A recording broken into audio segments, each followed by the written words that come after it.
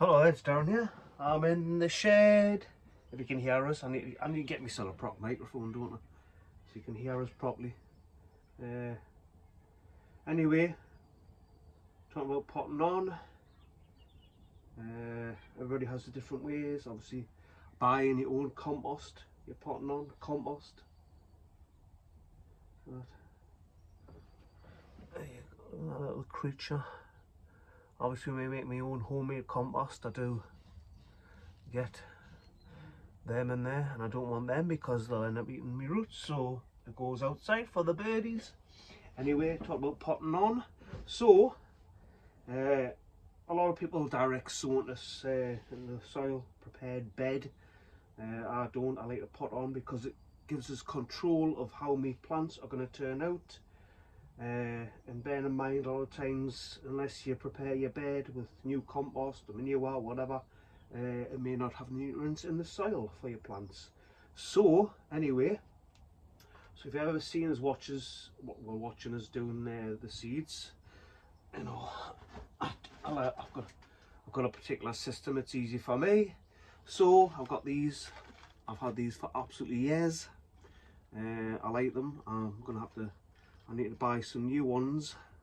If anybody knows where you can get these from, obviously the garden centres and all that, but I do like buying online. These, because normally when you get them in the shops and all that, they're so flimsy, they just rip. Obviously these, you know, they start to like crack and all that, and I just put a little bit of tape on. But I need to get some of these that are a bit more firmer, stronger. So if anybody recommend anywhere I can buy these size, well, I don't know what the size is actually. What is it? Say 1.5 inches by 1.5 inches, the size. Anyway, so anybody that watches doing seeds, I use my spent compost. Obviously put them in there. They grow. I wait till I get 1 true leaf or 2, depending on if I don't get enough time to do it. Then I put them on into coffee cups that you get from work. I collected these years and years ago. Nowadays you get the paper ones that's covered in plastic, but I remember I used to get them from work, the proper plastic coffee cups. So I collected these for years, and I've got hundreds and hundreds of them. So put them onto there. I've started to do like 3 per pot, so they like hug each other. One saves space, plus I can put mixture in there. I've got mixed lettuce, so don't ask us what they are. It just said mixed lettuce on the packet. So like I say, I put them onto that size, and then what I like to do, I put them onto this size. Then normally, get other pots, I bought these online. Don't ask us where again, I can't remember. If you ask us, I'll have a look, see where I got them from. So these are 5-inch. I normally put 1 per pot in there, let them grow on. There's another little creature on there. That'll get in. I won't kill it, I'll just flick it out. Let's put that outside. There you go, that's gone. Like I say, I normally do 1 per pot, let them grow on, collect them, and then the reason why I like doing this, I was putting them in the ground, but then I started doing this way, putting them in pots. I like to show people that, you know, even if you've got no allotment or garden, you can put things in pots and grow them, and obviously get your own lettuce, because I'm sure it's about £1 for a lettuce. It might be more now. So like I said, I'm going to put 1 per pot. Obviously I've got 3, so I might have to put them in bigger pots, but we'll just see. I'll do an experiment to see whether it makes a difference putting 3 together. Obviously they'll be water hungry, so I'll constantly have to water them, but I'll just see. But like I say, one of the reasons I like to do this with the pots is I can reuse the compost. So it's reuse, recycle, reuse all the time. Anyway, so like I said, how I like to pot on is basically I just get my little pint size cup, put the soil in about halfway, get the lettuce. Obviously I like saying obviously, don't I? So when I make my own compost, you know, I do get weed seeds in there, but I'll just pull them out. I put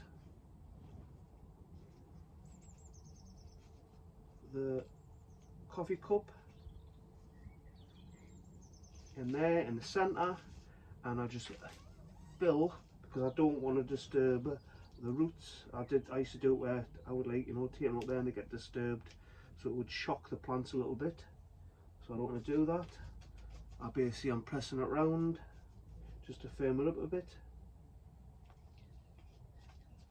It's a bit of a tight squeeze. I should have bigger pots in a way, but like I says, it's a good size. You don't want to put your plants into too big of a pot. You want it, I would say, half an inch bigger to give it more space to grow, because your plant might look like it's stunted and it's not grown, because obviously you're trying to get it to grow out of the sides and all that, so it takes a bit longer until it starts getting a bit bigger. Anyway, so I'll show you. Take that out. So now I've got the space of the pot in there, and then as easy as this, take it out. As you can see, it's pot bound now. It's quite dry, and you know, I could leave them there, but they'll probably end up bolting and feel a bit dry. So every time I want them, obviously, like I say, they're water hungry, and it goes in there. Keep a hold of the leaves, give them a little bit of support, put a little bit more soil on there, press down, firm it.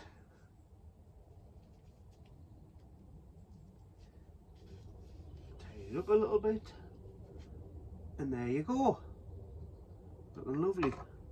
So from, you can imagine, from that to that, the size and the space it's going to grow in, they're going to love it. So I've got a space in the polytunnel, I've got a tray. So what I'll do, I'll pop these on and then I'll show you where they're going to be, and I'll obviously put some, because the tray is on the ground, so I'll end up having to put some slug pellets around there, because there'll be slugs there. Even though it's wood chip, it should discourage them, but you know, you just never know, do you? Anyway, I'll pop these on and then you'll be able to look, give you a little bit of idea. Okay, see you soon. Right, so sorted. Took us a while, as it does. It's not a minute job, it's a couple hours. So I got these trays from a allotment association. I can't remember how much, about £5–6 I think it was. Well worth it. Especially if you're going on holiday and let's say you've potted these on and you're going away for a week and you would in case they die. So I like buying these trays so I can pour water in. Plus as well, with us putting them in the pots, I don't want to disturb the top part to, like, you know, disfigure them. So it's better that I do it from the bottom and I just soak it up, drink it up. The way pot bound, every one of them. Probably because there's three. If it was like a single one, it wouldn't be as bad, but because there's three of them, they're quite pot bound. I thought there hadn't been much slug damage, snail damage, but there had been, you know, quite close together. So they've been, like, as you can see, in the bottom leaves. But it's not a worry. Obviously, I'll just snap that bit off. Looks a bit ugly. So I'll just put a few slug pellets. Bearing in mind the slug pellets I've got are, I think is it slug friendly? Not slug friendly, hedgehog friendly. So they're the ones that don't kill them and that. So I'll put them down just around, just to discourage the slugs and snails. It probably won't. They'll probably get there anyway, because you know that's resting against the post there, so it'll crawl up there and have a little nibble on that. But that's the what happens. You can't discourage every snail and slug. It just, you have casualties. So anyway, that's it. Thankfully that's sorted. It'll probably be a good few weeks before the other ones, but we'll just see. You never know with this. It's a little bit warmth, but yeah. Anyway, it's bye from me. I'm in the shed. Happy sowing, happy growing. Bye.